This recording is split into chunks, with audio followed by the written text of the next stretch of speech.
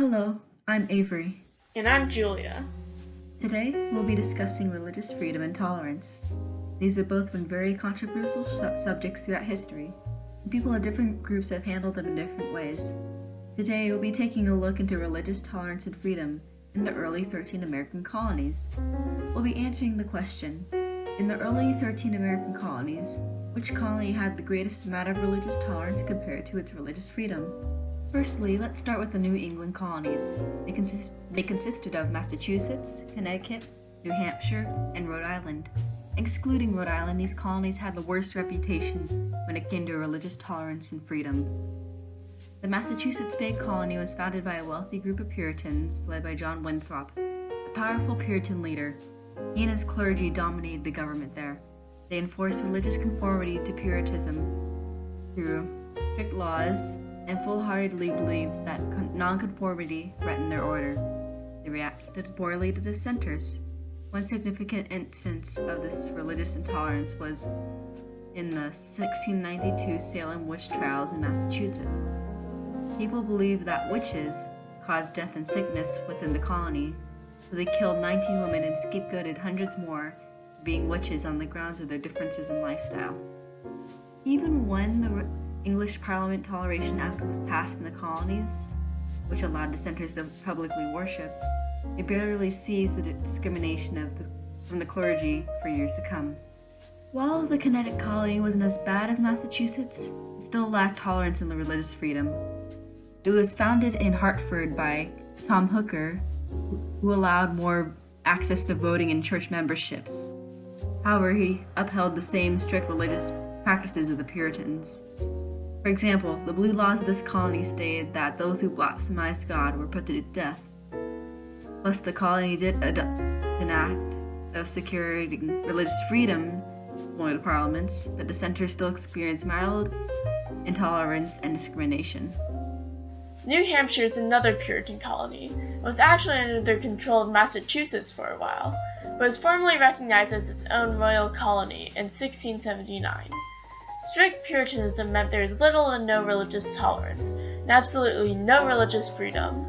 But eventually, New Hampshire's Congregational Church grew out of Puritanism, and tolerance began to spread. Now, before you lose all hope in the New England colonies, there's one more, one that was actually founded on the principle of religious freedom. Rhode Island. Rhode Island was founded by Roger Williams, a former Massachusetts minister who was banned from Puritan Massachusetts for advocating for separation of church and state. Rhode Island is one of the only colonies specifically formed with the idea of complete religious freedom. Because of this, it became a haven for religious minorities, such as Baptists and Jews. Unfortunately, political conflicts across the colony arose, mostly between the Quakers and Williams.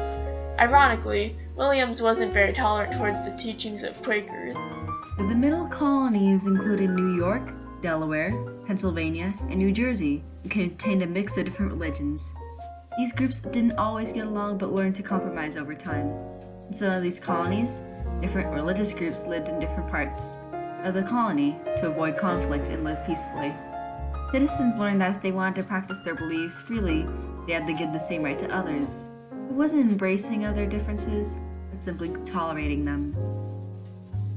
The New York colony was formed by settlers that escaped religious conflict in England. It granted great amounts of religious freedom, as the laws regarding religion were very loose. Its main religion focused on Protestantism, but yet being between the Puritans and Catholics of Massachusetts and Maryland, it caused huge religious diversity. So the New York citizens gained religious tolerance for them.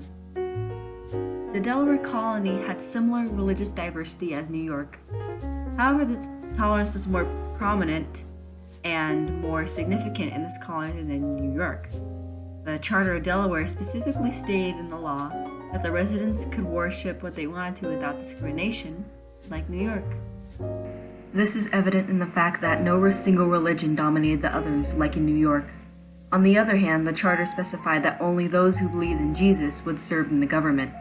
Yet besides that, Delaware where it was easily one of the most tolerant colonies in the Middle Colonies. Next, New Jersey. New Jersey was originally New Netherlands, started by Dutch and Swedish colonists. These original settlers only wanted their religion practiced, but soon welcomed other religions. They needed settlers. The colony came under English rule and split up into East and West Jersey in 1679. West Jersey was ruled by Quakers, and as a result shared the tolerance and freedom of other Quaker colonies, such as Pennsylvania. However, East Jersey had a strict Puritan government. It wasn't as intense as Massachusetts, but still greatly restricted religious freedom. And in both colonies, unfortunately, intolerance against Catholics continued. Pennsylvania was a colony founded by William Penn, a Quaker. Pennsylvania was one of the few colonies where complete freedom of religious worship was guaranteed, leading to great array of religious diversity. Quakers were one of the many sects of Christianity persecuted in Britain. They were pacifists and strong advocates of freedom of religion. While Pennsylvania was one of the most religiously free and tolerant colonies, it wasn't perfect. You could only be protected if you believed in a god, checkmate atheists, and could only vote or hold office if you're a type of Protestant. The southern colonies consisted of North and South Carolina, Georgia, Maryland, and Virginia. These colonies were rather mixed in terms of religion, and many people from different groups mingled among each other there, unlike the segregated middle colonies. However, they were generally more intolerant towards Catholic and non-Christian religions. One of these colonies was North Carolina. It was originally the Carolina colony, but it split in 1729 due to economical differences in North and South Carolina.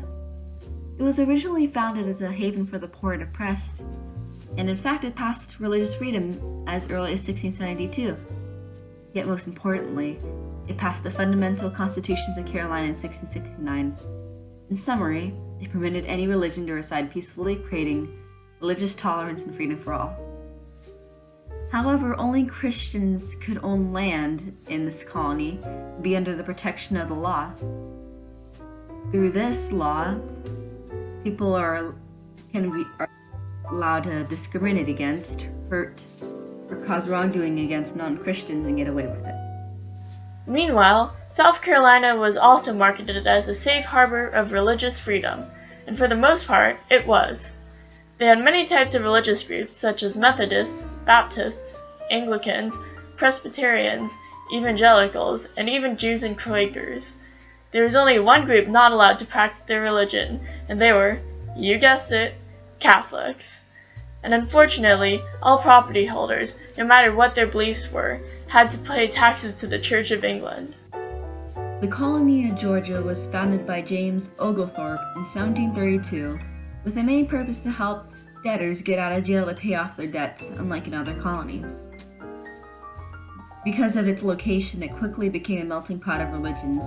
The Georgia Royal Charter welcomed all and respected almost all religions without discrimination. They didn't require anyone to conform to the religions, yet they offered money to help build churches and pay ministers of other religions. Yet on the other hand, Georgia banned Catholicism out of fear of a possible clash with the Spanish Catholics. In addition, they temporarily banned Jews, until one day a Jewish doctor healed a large portion of Georgia that convinced them to change their mind. Another southern colony is Maryland, an interesting colony in terms of its religious freedom. It was much more tolerant and free than New England, but not without its own flaws. The law commonly known as the Maryland Toleration Act granted religious freedom to all, Trinitarian Christians that is. The Maryland Toleration Act was a step in the right direction, but was not perfect. You see, this was an act created of necessity, not goodness of heart. Maryland was a mainly Anglican colony that was run by a Catholic government. Unfortunately, because of a leadership change, the act was repealed 5 years after it was created. However, 3 years later, leadership changed back, and the law was restored, this time lasting over 30 years. Lastly, we have Virginia. This colony mostly consisted of Anglicans, but other dissenters of Christianity, such as evangelicals, also lived there. Virginians were pretty tolerant of most sects of Christianity, but were not tolerant of non-Christians. However, all non-Anglicans still had to pay the tithe, a tax, to the clergy of the Anglican Church, even though they didn't support that church. And later, laws were passed that prevented public worship and marriages made from dissenting ministers. So that's it. I hope it answered all your questions you had about this topic. Thank you for watching.